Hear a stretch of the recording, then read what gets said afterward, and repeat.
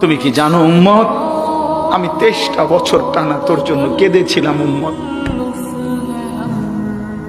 আমি এমন কাঁদা কাঁদছি রে উম্মত তোদের জন্য। এশার নামাজের পরে দাঁড়াইছি, ফজরের আজান পর্যন্ত আমি আমার মালিকের কাছে তোদের জন্য, উম্মতের জন্য চোখের পানি ফেলে কাঁদছিলাম। আমার এত চোখের পানি তোর দিল গলাইতে পারলো না। আমি তায়েফের পাথরের আঘাতে আমার পিঠটা চালনির মতো ছিদ্র ছিদ্র হয়ে গেছে রক্তে।